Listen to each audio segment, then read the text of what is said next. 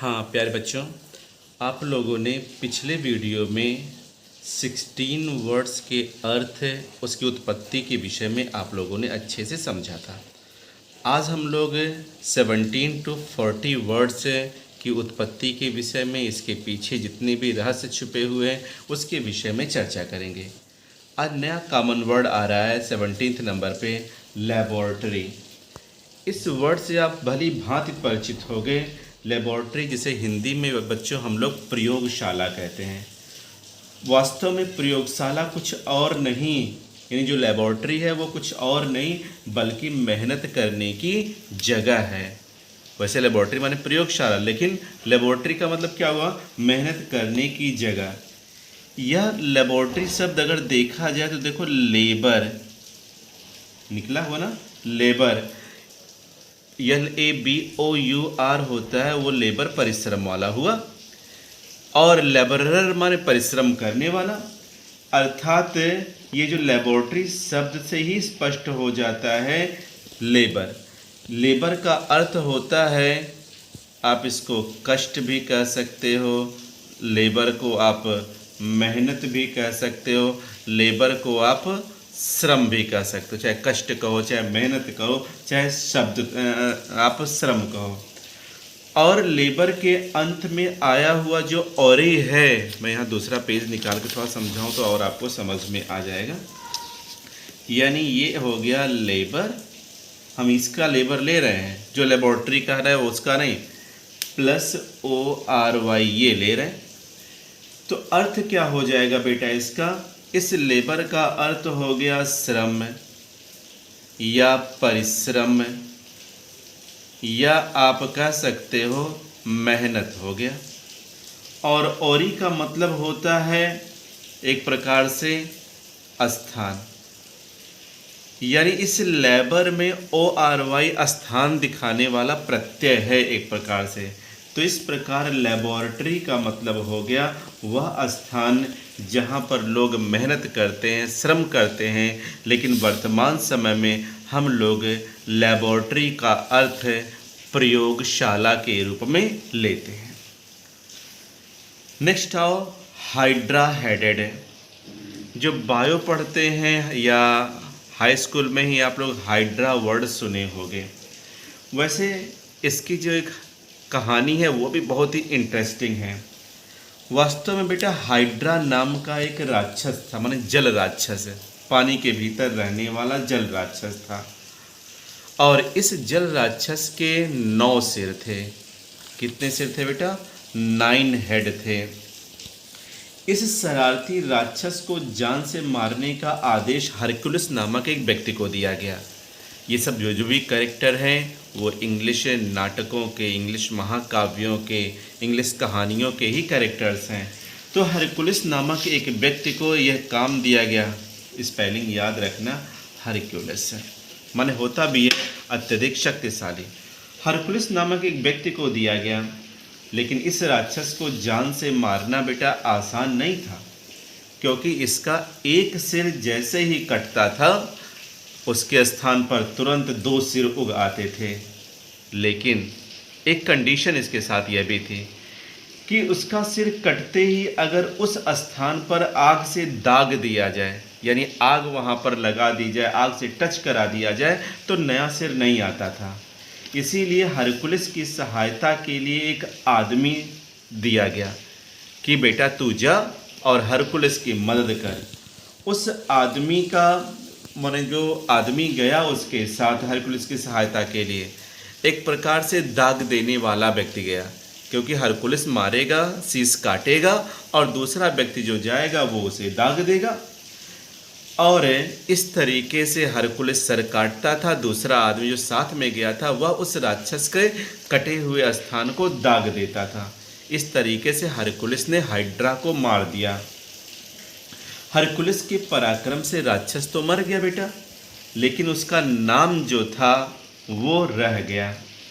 उसके नाम से बने हाइड्रा हेडेड का अर्थ होता है समाप्त करने के लिए कठिन या नष्ट करने के लिए कठिन। तो हाइड्रा हेडेड का मतलब होता है वह जिसको समाप्त करना कठिन है, वह जिसे नष्ट करना कठिन है। अब याद रहेगा हाइड्रा हेडेड, यानी हाइड्रा हेडेड का मतलब होता है वह प्राणी या वह कार्य जिसे करना बहुत कठिन है, जिसे नष्ट करना बहुत कठिन है। Next, Gorgon. ये नाम आप लोगों ने सुना भी नहीं होगा, बहुत कम यूज़ होता है। वैसे गार्गन का मतलब होता है, पहले ही आप थोड़ा जान लो, कुरूप और डरावनी स्त्री। क्या होता है बेटा? कुरूप और डरावनी स्त्री। याद रहेगा। इसको देखते हैं कि गॉर्गन के विषय में क्या है। मेडुसा, यह नाम आपने शायद ना सुना हो। प्राचीन ग्रीक कहानियों में 3 बहनों का समूह मेडुसा नाम से प्रसिद्ध था। ये तीनों बहनें यानी जो गॉर्गन थी, इन्हीं तीनों बहनों का समूह को ही गॉर्गन कहा जाता था। ये तीनों बहनें इतनी कुरूप थीं कि इनकी ओर देखने वाला पत्थर बन जाता था। ध्यान समझना बेटा। मेडुसा, जिसका नाम आप लोगों ने कम ही सुना होगा, प्राचीन ग्रीक कहानियों में अगर हम देखा जाए तो 3 बहनों के समूह में मेडुसा का स्थान, मेडुसा सबसे प्रसिद्ध बहन थी। ये तीनों बहनें इतनी कुरूप थी कि इनको देखने वाला व्यक्ति, याद रखना, पत्थर का बन जाता था। इन गॉर्गन के सिर पर बाल की जगह सांप हुआ करते थे, लेकिन गॉर्गन चाहे जैसी क्यों ना हो, उसने हमको एक नया वर्ड दे ही दिया अंग्रेज़ी में प्रयोग करने के लिए, जिसका अर्थ होता है कुरूप और डरावनी स्त्री। लेकिन कभी भी आप गॉर्गन नाम सुन लो तो समझ लेना कि एक ऐसी कुरूप बदसूरत डरावनी स्त्री जिसके सर पर बाल नहीं होते थे बल्कि सांप होते थे। अब बताओ, लेबोरेटरी याद रहेगा, हाइड्रा हेडेड याद रहेगा, गॉर्गन याद रहेगा। तो लेबोरेटरी मीन्स प्रयोगशाला, हाइड्रा हेडेड का मतलब होता है नष्ट करने अथवा समाप्त करने के लिए कठिन, गॉर्गन का मतलब होता है कुरूप और डरावनी स्त्री। बताओ, इतना आपको समझ में आया बेटा? 3 वर्ड। नेक्स्ट आइए, एपिक्योर। एपिक्योर को चलो हम लोग देखते हैं। एपिक्योर नामक एक ग्रीक दार्शनिक थे, ग्रीक फिलासफर थे, जिसने लोगों को बताया क्या? सुख सर्वोत्तम चीज़ है। क्या बताया था हम लोगों को? सुख सर्वोत्तम चीज़ है, लेकिन प्रत्येक सुख की कीमत बेटा दुख के रूप में देनी पड़ती है। इसीलिए सिर्फ सुख के पीछे ना दौड़ते हुए हम लोगों को चाहिए कि हम लोग मध्यम मार्ग का अनुसरण करें। अंग्रेज़ों ने एपिक्यूर्स की सलाह तो सुनी, लेकिन प्रारंभिक आधा भाग ही सुना, और वह आधा भाग क्या है? सुख सर्वोत्तम चीज़ है, यानी यही तक। इसीलिए एपिक्योर का अर्थ होता है, क्या होता है? चयन करने वाला। यानी क्या अर्थ हो गया बेटा? चयन करने वाला, या एक हम और शब्द ले लें इसका, विलासी मनुष्य। एपिक्योर क्या हो गया? विलासी मनुष्य। नेक्स्ट है एमांसिपेट। इसके प्रोनाउंसिएशन पर आप लोग ध्यान रखना। एमांसिपेट लिखोगे कैसे बेटा? ये भी प्रोनाउंसिएशन में आप ध्यान रखो। एमांसिपेट, इस तरीके से प्रोनाउंसिएशन पे ध्यान रखना। एमांसिपेट का मतलब वैसे भी आप पहले याद रखो, मुक्त करना। लेकिन किससे मुक्त करना? गुलामी से मुक्त करना। जरा देखा जाए एमांसिपेट कैसे निकल करके आया था। वास्तव में हुआ क्या बेटा? प्राचीन रोम में गुलामों को जब हम बेचते थे या खरीदते थे तो कुछ निर्धारित कंडीशन बना दी जाते थे। प्राचीन कहाँ पर?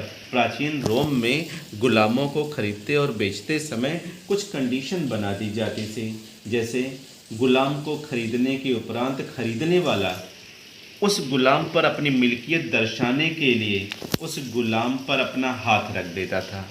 यानी किस पर हाथ रखता था? जिस गुलाम को उसने खरीदा उस गुलाम के सर पर अपना हाथ रख देता था। इस विधि को हम लोग उस समय मैंसिपियम कहते थे। क्या कहते थे? स्पेलिंग भी देख लो, मैंसिपियम कहते थे। ठीक है। और इस मैंसिपियम से ही बना है इमांसिपेट। क्या बना है? इमांसिपेट। इस शब्द में ई का अर्थ होता है, ये जो ई दिया है, ई का अर्थ होता है हटा लेना। क्या होता है? हटा लेना। तो इस तरह इमांसिपेट का अर्थ हो जाता है, क्या हो जाता है बेटा? हटा लेना।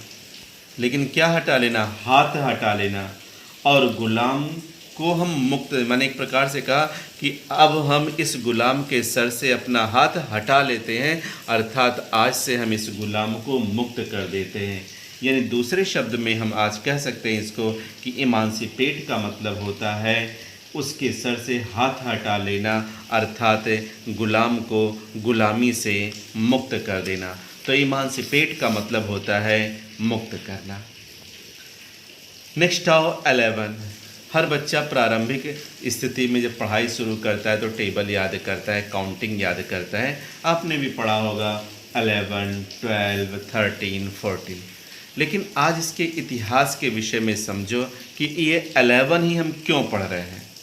क्योंकि हमारे हाथ में अगर देखा जाए तो 10 अंगुलियाँ होती हैं। जब गिनती शुरुआत में बनने शुरू हुई होगी काउंटिंग, तो अंगुलियों के सहारे से बनना प्रारंभ हुआ होगा।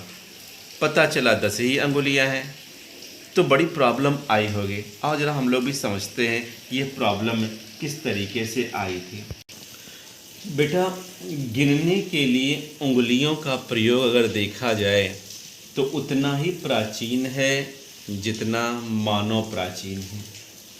प्राचीन काल में जब भी कोई गडेरिया भेड़े गिनते हुए 10 तक आता था तो उसकी अंगुलियां समाप्त हो जाती थी।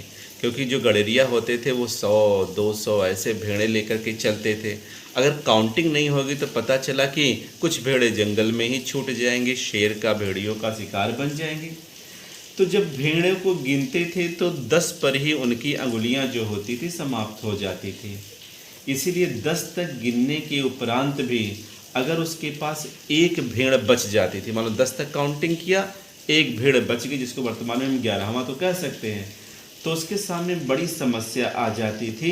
क्योंकि उस समय भी मानव के पास 11वीं अंगुलियां होती ही नहीं थी। अगर 11 अंगुली होती तो गिन लेता 11, लेकिन 11वीं अंगुली होती नहीं थी।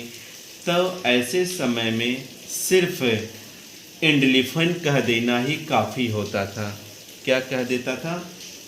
एंडलियोफेन। ध्यान रखना, क्या कहता था बेटा? एंडलियोफेन कहता था।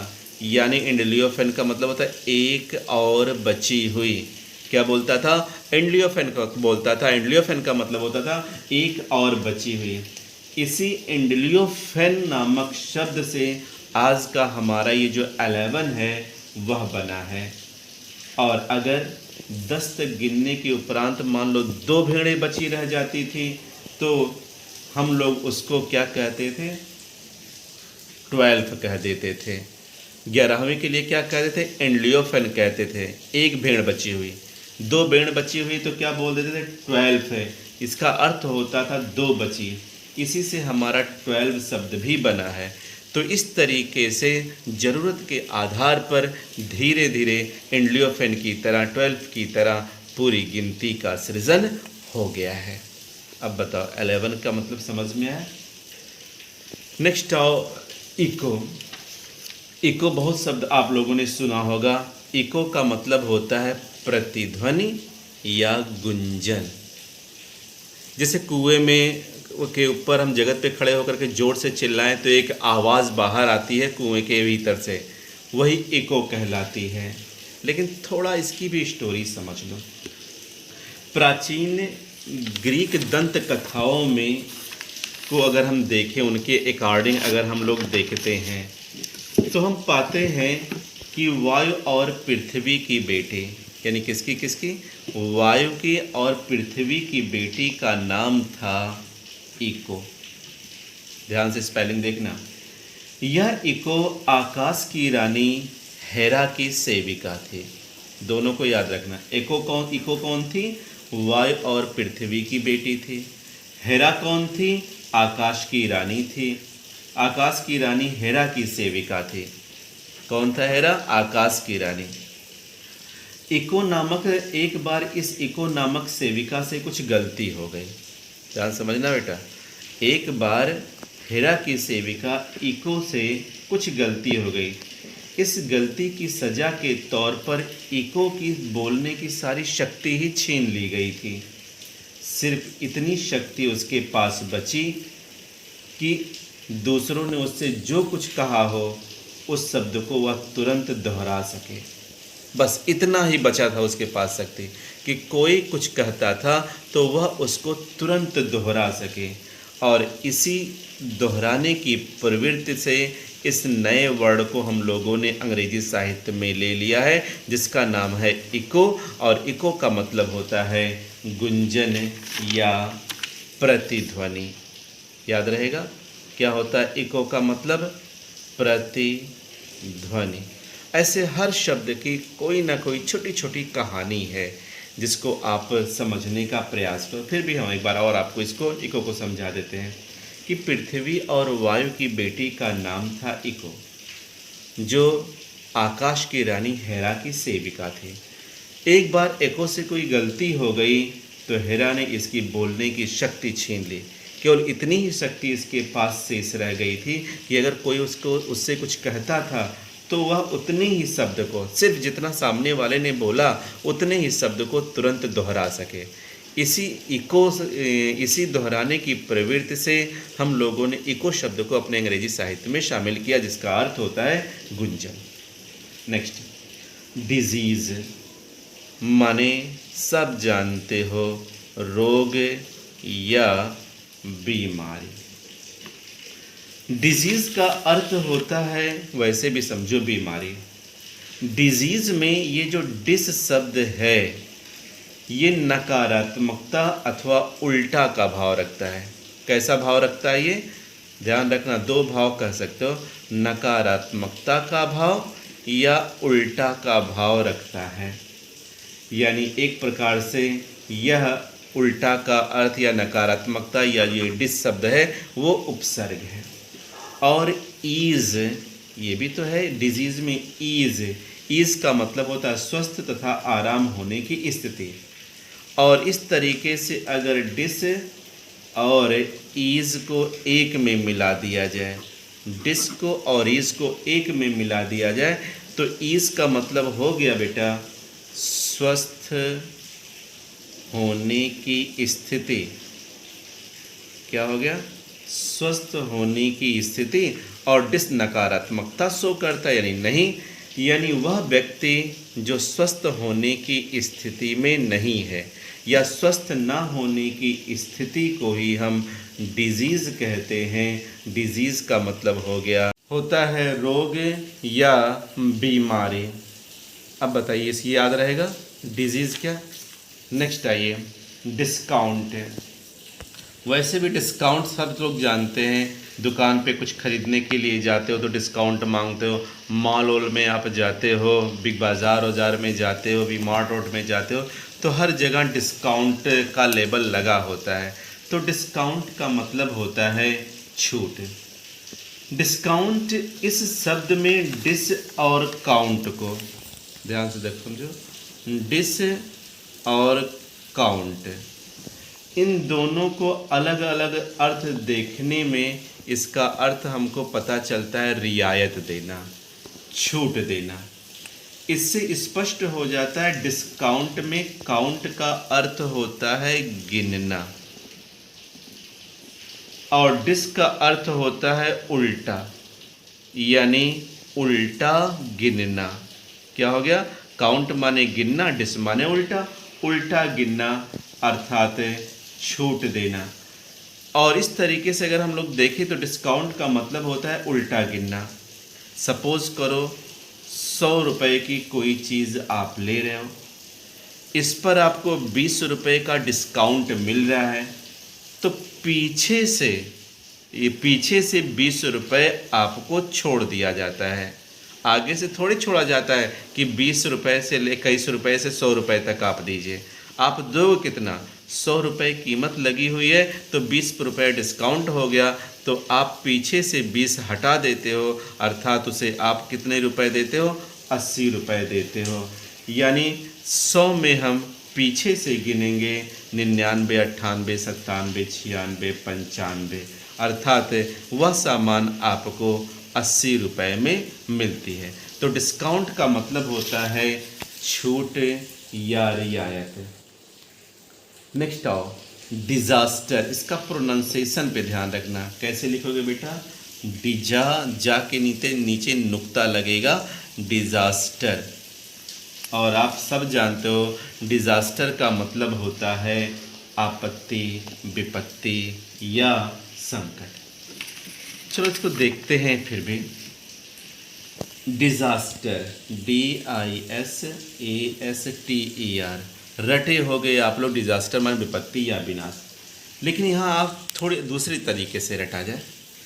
Ester, ASTER, ester. अगर हम ग्रीक भाषा में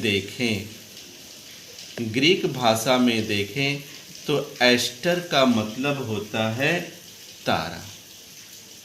क्या होता है, तारा। और जैसा कि आप जानते हो कि डिस का मतलब होता है खिलाफ, विरुद्ध। ध्यान से समझना इसको, तब आपको डिज़ास्टर अच्छे से याद रहेगा। यानी यह विरुद्ध दर्शाने वाला उपसर्ग है। तो प्राचीन काल में ग्रीक लोग जो होते थे बेटा, वो तारों की पूजा किया करते थे, अर्थात तारे को ही अपना देवता मान लेते थे। और उनका मानना था अगर तारे के विरुद्ध, यानी अगर हम तारे के विरुद्ध गए या देवता की मर्जी के विरुद्ध गए तो उन पर क्या आ जाएगा, संकट आ जाएगा। इसीलिए दोनों को जब जोड़ दिया गया, डिस प्लस एस्टर को जोड़ दिया गया, तो डिसेस्टर का मतलब हम लोग आज निकालते हैं संकट या विनाश। अर्थात जो भी तारों, ग्रहों, नक्षत्रों भगवान के द्वारा बनाए गए नियम कानूनों के खिलाफ जाता है, उन पर डिजास्टर आ जाता है, यानी संकट आ जाता है, विनाश। नेक्स्ट आइए डायनासोर। इस वर्ड को आप लोग खूब सुनते होंगे। एक मूवी भी बनी है जुरासिक पार्क, जिसमें डायनासोर के विषय में खूब दिखाया गया है, उनके अंडों के विषय में, उनकी उत्पत्ति, उनके विनाश के विषय में। लेकिन इसका प्रोनाउंसिएशन हम लोग हरदम बोलते हैं डायनासोर। पता नहीं कौन सा वर्ड होगा, डायनासोर। लेकिन इसका सही स्पष्ट क्या हो गया, डायनसॉर। क्या पढ़ते हैं बेटा, डायनासोर। लेकिन अब जल्दी जल्दी घसीट कर बोलते हैं डायनासोर, डायनासोर, डायनासोर, लेकिन होता क्या है, डायनासोर। वास्तव में ये जो डायनासोर है,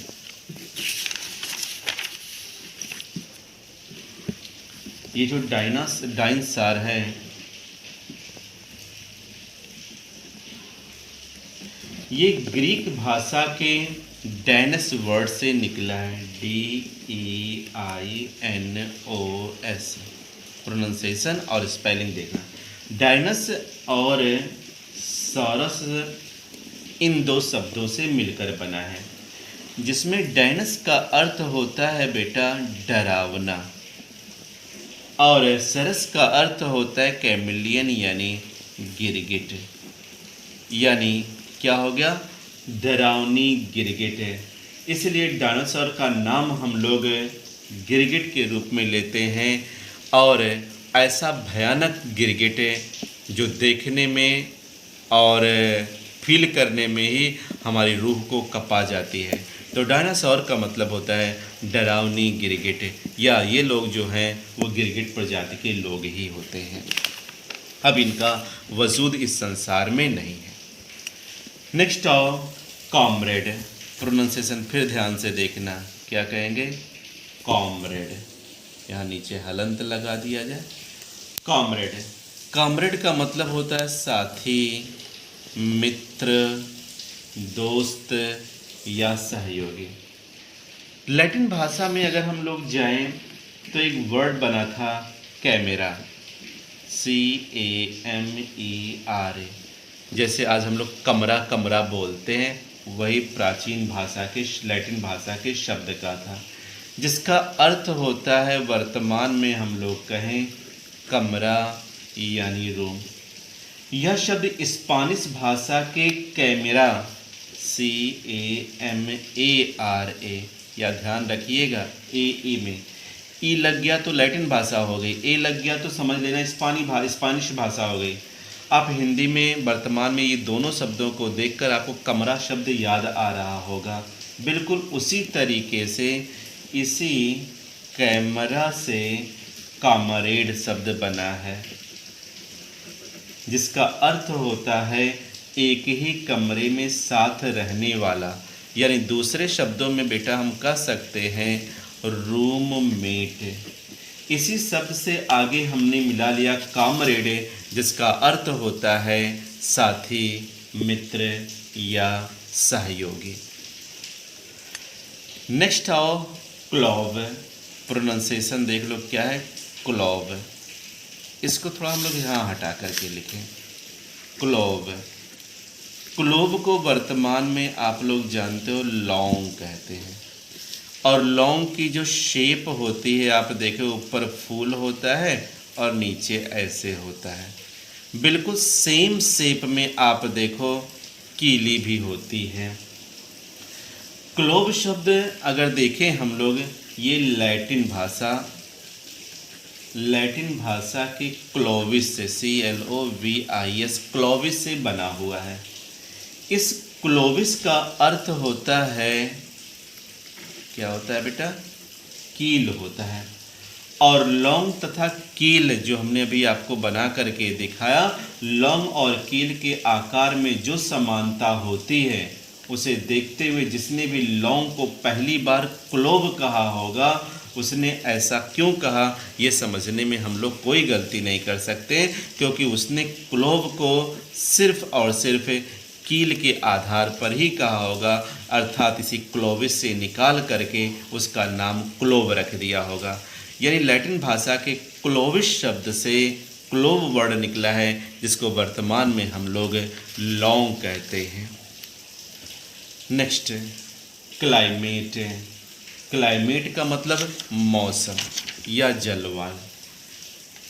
जरा देखा जाए क्लाइमेट का क्या है। बेटा समुद्र के पार जाने वाले जहाज़ों का कोई निरीक्षण करें। अगर मान लो समुद्र के किनारे आप खड़े हो गए और कोई जाते हुए जहाज़ को आप ध्यानपूर्वक देखो, तो कुछ समय के बाद जहाज़ दिखाई देना बंद हो जाएगा। हम लोग भी या आप भी कभी भी समुद्र के किनारे जाओ तो आप देखोगे दूर समुद्र को, तो आपको बिल्कुल लगता होगा जैसे समुद्र का जल और आकाश दोनों एक दूसरे से स्पर्श करते हुए प्रतीत हो जाते हैं। ऐसे ही अगर हम किसी जहाज़ को वॉच करते हैं तो देखते हैं कि जहाज़ कुछ दूर जाने के बाद दिखाई देना बंद हो जाता है। लेकिन जब ग्रीक लोगों ने यह देखा,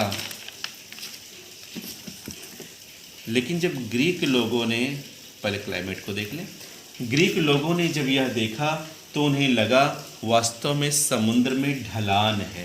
कैसा है? एक स्टीप है, एक ढलान है। इस ढलान के लिए जो ग्रीक लोग होते थे क्लिमा शब्द का प्रयोग करते थे। क्या प्रयोग करते थे? क्लिमा शब्द का प्रयोग करते थे। ग्रीकों को यह लगता भी था कि ढलान का मौसम पर असर होता है। क्या लगता था? ढलान पर मौसम का असर होता है। इस ढलान और मौसम को ग्रीक लोगों ने इस तरह जोड़ दिया कि इस क्लिमा से ही, यानी यही जो क्लिमा है, इसी क्लिमा से इन लोगों ने क्लाइमेट बना दिया। क्लिमा से क्लाइमेट बना दिया, जिसका मतलब हो गया मौसम या जलवायु। ठीक है, तो क्लाइमेट माने क्या होता है? जलवायु। नेक्स्ट आइए, 30 तक हो गया बेटा, कोई दिक्कत तो नहीं। आइए अगला 31, बहुत बढ़िया वर्ड है। आप वीडियो पॉज करके एक बार इसका प्रोनाउंसिएशन निकालो, देखो क्या निकल जाता है। इसको हम लोग पढ़ते हैं सोविनिस्ट। क्या पढ़ते हैं? सोविनिस्ट। प्रोनाउंसिएशन देख लेना, नहीं तो यहाँ चाविनिस्ट ऐसा कुछ ना लगाने लगना कि सी एस से चा बनाते हैं, शोविनिस्ट। और देखा जरा शोविनिस्ट के विषय में। वैसे शोविनिस्ट का मतलब होता है, एक बार हम फिर से यहाँ लिख लें शोविनिस्ट को। शोविनिस्ट का मतलब होता है बिना विचार किए देश के प्रति जान लुटा देने वाला व्यक्ति, यानी एक दूसरे शब्द में हम कहें अविचारी देशभक्त। क्या कह सकते हैं शोविनिस्ट का मतलब? अविचारी देशभक्त। वास्तव में ये शोविनिस्ट वर्ड बेटा निकोलस शोविन नामक नेपोलियन का एक निष्ठावान सैनिक था। नेपोलियन का नाम आपने सुना भी होगा, वाटरलू का जंग इसने लड़ा था, बुरी तरीके से पराजित हुआ था। इसी के पास शोविन नाम का एक बहुत ही निष्ठावान है, शोविन याद रखना, ये हो गया शोविन, CHAUVIN, यहाँ तक ही आप लीजिएगा शोविन। यानी प्राचीन अगर हम लोग देखें तो नेपोलियन के पास निकोलस शोविन नाम का एक बहुत ही वफादार निष्ठावान सैनिक था। यह सैनिक नेपोलियन का ज़बरदस्त भक्त था। वास्तव में जब वाटरलू के युद्ध में नेपोलियन बोनापार्ट की भीषण बुरी तरीके से पराजित हुई और शोविन बुरी तरीके से घायल हुआ, तो भी यह नेपोलियन की जो स्तुति गान था, नेपोलियन की जो भक्ति के बारे में, नेपोलियन की प्रशंसा में जो गीत पढ़े जाते थे, वह गाना बंद नहीं किया। शोविन नामक इस नेपोलियन भक्त से ही शोविनिस्ट शब्द बन गया है, जिसका अर्थ वर्तमान में हम लोग अविचारी देशभक्त अर्थात अपने देश पर अंधेपन से ज़्यादा प्रेम करने वाला मनुष्य, यानी ब्लाइंड बिलीफ करने वाला व्यक्ति, देश पर मर मिटने वाला व्यक्ति। नेक्स्ट है सीलिंग। वैसे सीलिंग यह शब्द जो बना है वो फ्रेंच भाषा के CEL सील से बना है, जिसका अर्थ होता है आकाश। यानी प्राचीन काल में भी हम लोग देखें कि हम लोग के पास घर और कहाँ थे, छत और कहाँ थी, आकाश ही हमारा छत होता था। तो वर्तमान में अगर हम लोग इस सील को छत के अर्थ में प्रयोग करते हैं तो कोई अतिशयोक्ति नहीं होती है, क्योंकि पुरा काल में आकाश ही तो मानव के लिए असली छत था। इसलिए सीलिंग का मतलब होता है छत, या कह सकते हैं छत का अंदरूनी हिस्सा। इसीलिए आज वर्तमान में हम लोग सीलिंग शब्द का भी प्रयोग करते हैं, सीलिंग फैन लगवाते हैं। नेक्स्ट आइए ब्रंच। आओ ब्रंच को देखते हैं। नेक्स्ट वर्ड है बेटा ब्रंच। ये भी ज़रा नया नया वर्ड है जिसका प्रयोग हम लोग ना के बराबर करते हैं। इस शब्द का अर्थ होता है ब्रंच का सुबह देर से लिया गया भोजन, जो देर से खाते हैं। ठीक है, क्या कहेंगे बेटा? सुबह देर से लिया गया भोजन, यानी यह भोजन यानी नाश्ता और दोपहर का भोजन एक के साथ हो जाता है। और ब्रंच शब्द भी यही बताता है। इसमें हम लोग थोड़ा देखें, ब्रेकफास्ट और लंच इन दोनों शब्दों को मिला करके ब्रंच बना हुआ है। यानी हम ब्रेकफास्ट से अगर देखें तो BR ले लेते हैं, और लंच से हम लोग अगर देखें तो UNCH ले लेते हैं, और इन दोनों को अगर हम लोग मिला लेते हैं तो क्या हो जाता है बेटा? Brunch, BRUNCH। तो इसमें ब्रेकफास्ट का भी थोड़ा हिस्सा है, लंच का भी थोड़ा हिस्सा है। इसीलिए हम लोग कहते हैं कि वह व्यक्ति जो बहुत देर और में भोजन लेता है, या सुबह देर से लिया गया भोजन। ऐसे अंग्रेजी में कई वर्ड आते हैं, जैसे आपका होटल का हो गया, स्मॉग का हो गया। जैसे स्मॉग आपने सुना होगा, SMOG। स्मॉग का मतलब होता है धुआं और कोहरे का मिश्रण। किसका किसका? धुआं और कोहरे का मिश्रण। यानी स्मॉग में अगर हम यम को देख लें तो ये रिप्रेजेंट करता है स्मोक को, और ओ जी जो दिया हुआ है वो रिप्रेजेंट करता है फॉग को, यानी फॉग माने होता है कोहरा, स्मोक मीन्स होता है धुआं, यानी इसी तरह से स्मॉग में स्मोक और फॉग दोनों मिला हुआ है। तो ब्रंच में से याद हो गया, सुबह देर से लिया गया भोजन।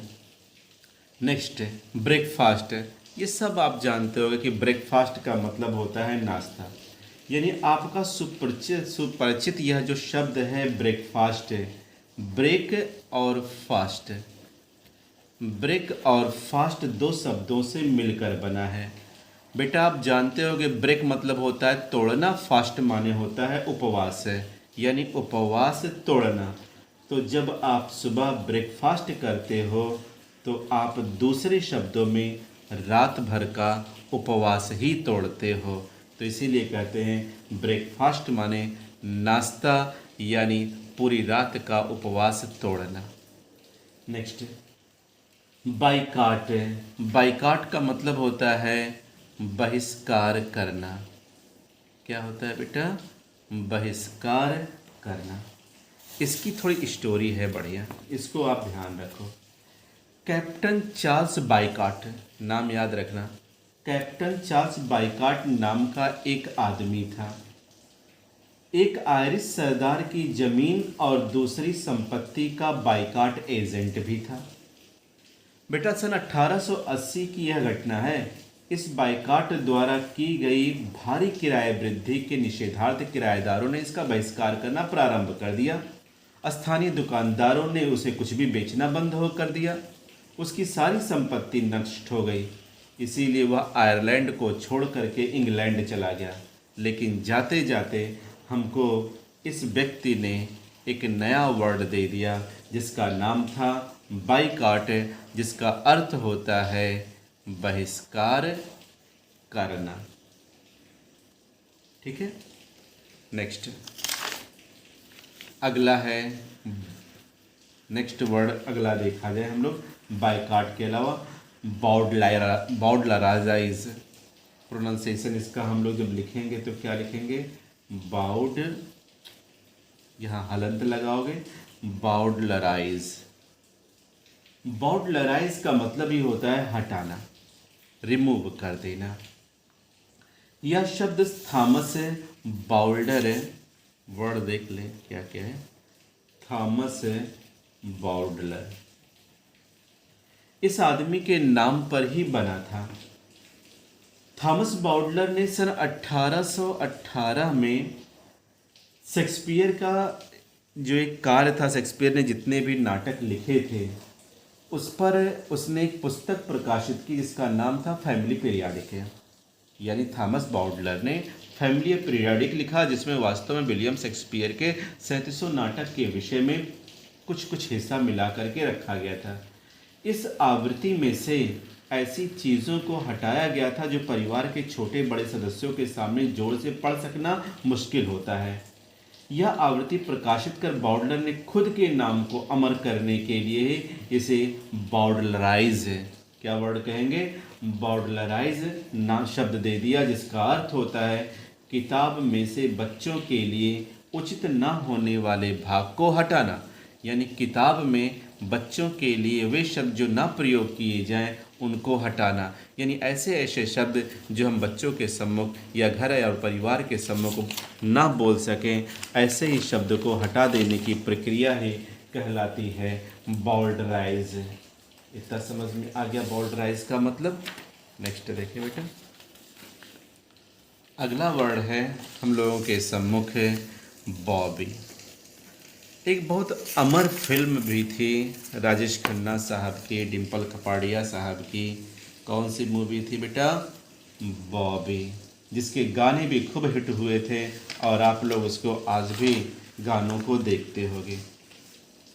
बॉबी यह शब्द जो है रॉबर्ट इस नाम का सामान्य रूप है। यानी किसका? रॉबर्ट, सिंगल वर्ड ROBERT, इस नाम का सामान्य रूप है। 19वीं सदी के प्रारंभ में सर रॉबर्ट पील नामक व्यक्ति के द्वारा लंदन में पुलिस विभाग की स्थापना करने के बाद बॉबी यह शब्द बहुत प्रचलित हुआ। लंदन के पुलिस वालों को प्रारंभ में बॉबीज मैन कहा जाता था। बात समझ में? फिर समझ लीजिए, लंदन के पुलिस वालों को प्रारंभ में बॉबीज मैन कहा जाता था, जिसे आगे चलकर बॉबी मैन के बजाय सिर्फ बॉबीज यह शब्द प्रचलित हुआ। तो ऐसा इतिहास है कि बॉबी जिसका अर्थ होता है, क्या होता है बेटा? जिसका अर्थ होता है पुलिस या सिपाही। तो बॉबीज का मतलब क्या हो गया? पुलिस या सिपाही। नेक्स्ट 38 आर्गस आइड। प्रोनाउंसिएशन सही आना चाहिए। क्या निकालोगे बेटा आप इसका अर्थ? आर्गस आइड। जब आइड आता तो कोई ना कोई कहानी जरूर आ जाती है, क्योंकि जो लेखक होते हैं वो ऐसे ऐसे वर्ड का प्रयोग करते हैं जिससे लोगों का रोमांच बढ़ जाए। एक राक्षस के नाम से यह शब्द अंग्रेजी में आया था। कौन सा नाम? फिर से देख लो यहाँ पर स्पेलिंग, आर्गस आइड। उस राक्षस का नाम था आर्गस। इस राक्षस के 100 आँखें थीं। कितनी आँखें थीं? 100 आँखें थीं, जिनमें से कुछ न कुछ आँखें हमेशा खुली रहती थी। तो आँखों के लिए पहचाने जाने वाले इस राक्षस के नाम से बने आर्गस आइड, इस शब्द के अर्थ से आप अंदाज़ा लगा सकते हो कि आर्गस आइड का मतलब होता है तीक्ष्ण दृष्टि वाला। क्या होता है बेटा?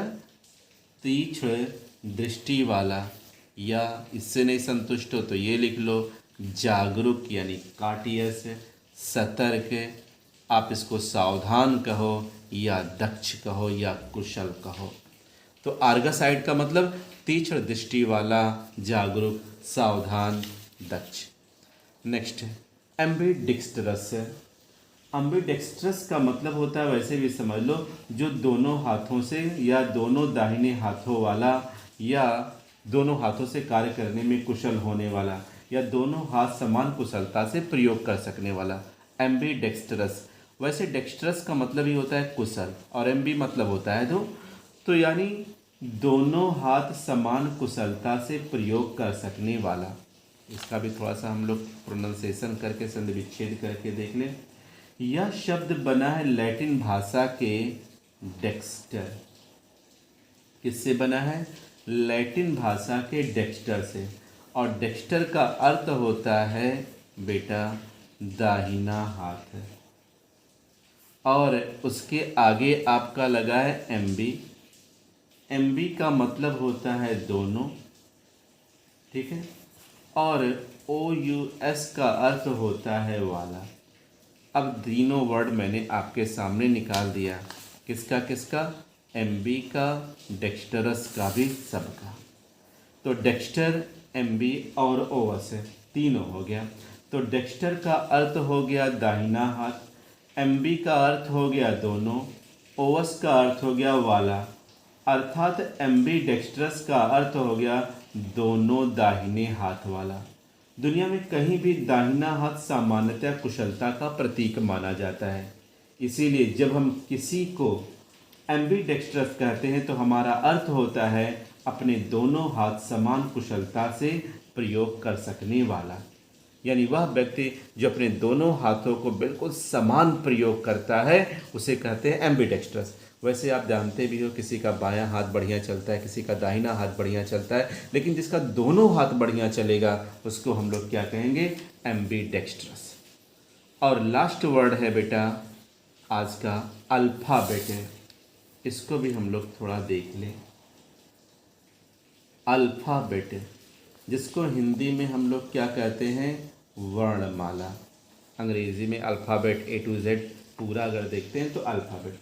जैसे हिंदी वर्णमाला में अ आ इ ई, हिंदी वर्णमाला अ आ इ ई से प्रारंभ होती है, वैसे ही ग्रीक जो वर्णमाला थे यानी जो ग्रीक अल्फ़ाबेट थे तो उसको हम लोग अल्फ़ा, बीटा, गामा, डेल्टा इस तरीके से प्रारंभ होती थी। इन्हीं में से, यानी वही जो ग्रीक वर्णमाला जो अल्फ़ा बीटा गामा डेल्टा से प्रारंभ होती थी, इनमें से हम लोगों ने अल्फ़ा ले लिया, ALPHA, और बेटा इसमें हमने जोड़ दिया। इन दोनों को जोड़कर बना दिया गया अल्फ़ाबेट। तो अल्फ़ाबेट का अर्थ क्या हो गया? वर्णमाला।